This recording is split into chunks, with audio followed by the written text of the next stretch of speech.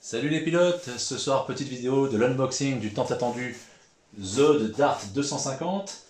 Je ne ferai que l'unboxing, tout ce qui est assemblage de l'aile elle-même, de ce que je vais mettre dedans, à savoir une F411, un TBS, Unify Pro 32, machin, etc., etc. On verra ça dans un deuxième temps, ainsi qu'une review, et je l'espère un maiden sans trop de crash. Voilà, on se retrouve dans 2 secondes juste derrière pour l'ouverture de la jolie petite boîte. Donc à tout de suite.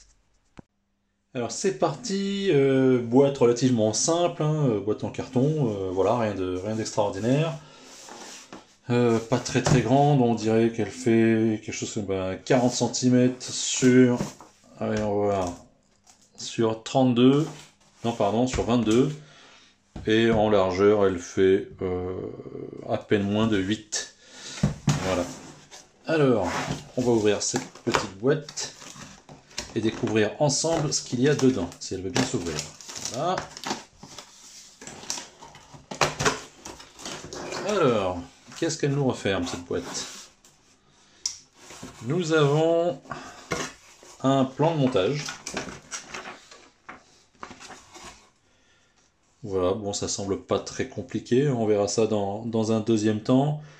Ils indiquent où ils placeraient eux le GPS, les choses comme ça, voilà, donc on verra ça. On retrouve, qu'est-ce que c'est que ça? Des flyers publicitaires sur la gamme Zod ou Sonic Model. Alors, Airwing, comme vous l'auriez vu potentiellement derrière moi tout à l'heure, j'ai la Zod Orbit qui se trouve là. Alors j'ai le modèle sans les néons, mais en même temps les néons, j'en ai rien à faire. Et qu'est-ce qu'on a d'autre de beau ici? Des avions, d'autres ailes, la Dart 250 bien sûr, et les magnifiques Dart XL et Talon GT. Un jour peut-être, on verra. Voilà, qu'est-ce qu'on a d'autre? Des stickers Zod, qui viendront très probablement décorer l'aile. Zod, et puis ce truc-là, la BEPP, qu'est-ce qu'il y a? Biodegradable Expanding Polypropylene. Ok, bon, en gros, c'est biodégradable. Voilà. Ensuite, nous avons une aile, une deuxième aile, avec, si vous les voyez ici, les cerveaux hop, intégrés. Nous avons le cockpit, que je vais ouvrir dans un deuxième temps. Qu'est-ce que c'est que ça? Les petits ailerons à l'arrière. On va sortir un pour voir à quoi ça ressemble. Alors, où est-ce qu'il s'ouvre le machin? Ici.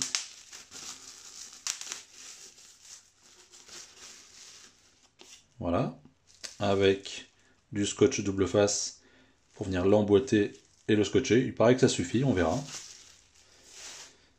Qu'est-ce qu'on a d'autre? Ah oui, alors ça normalement ce sont tous les renforts à mettre sur l'aile et du double face. Et ça c'est la protection de la caméra selon la caméra que vous mettez. Nous avons une hélice. Alors une hélice qui se trouve être une hélice où il n'y a rien marqué dessus. Si, voilà, là. Alors c'est une 5 par 5. Donc une bipale. Hein. Nous avons une tripale. Ouh, c'est tout petit ça. Une tripale. Alors bipale vous fonctionnerait en 2S et la tripale fonctionnerait en 3S. Nous avons le petit tige en carbone normalement qui vient donc transpercer l'aile de part en part. Et nous avons ce petit machin là qui d'après différentes vidéos que j'ai pu voir, ce serait juste un mini modèle de la Zord Dart 250 en bois pour mettre en display sur votre bureau ou ce genre de choses.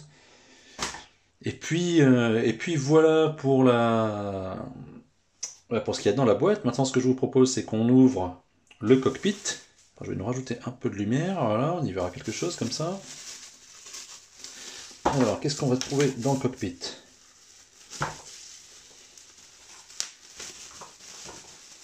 Donc j'ai acheté la version PNP au fait. Hein.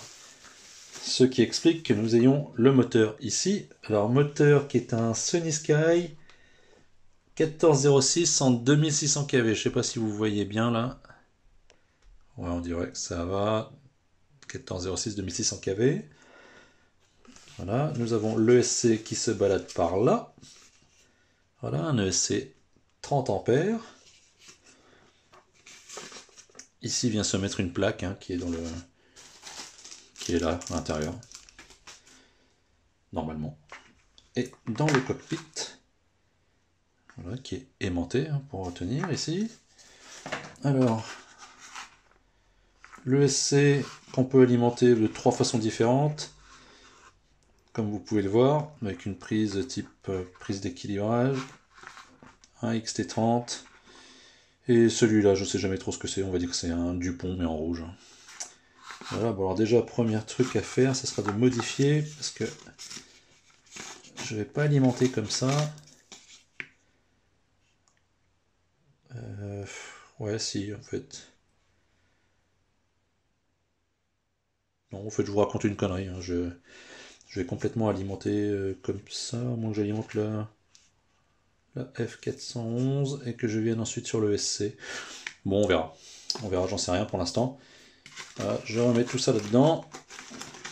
Bon, on dirait qu'il y a pas mal de place à voir. Donc la batterie devrait se mettre dans ce coin-là. La caméra devant. La caméra, j'ai prévu de mettre une Ratel 1200 TVL.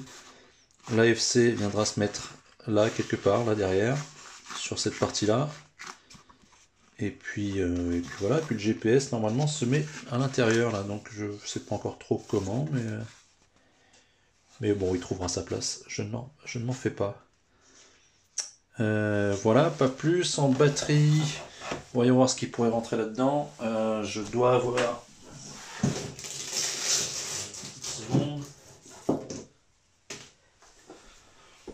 Voilà, là j'ai une 3S 850. Ouais, 3S 850, ça rentre très largement. Il n'y a aucun problème. Pas en largeur, effectivement, ça c'est un peu dommage. Mais là elle rentre sans problème, donc faudra que je vois pour la centrer ou je ne sais quoi. Mais bon, dans tous les cas, je pense voler plus avec celles-ci, donc qui sont des... Hop, pardon. Allez, voilà. Des 1080, des 3S 1080. Donc pareil, hein, ça rentre sans problème. J'aurai largement la place.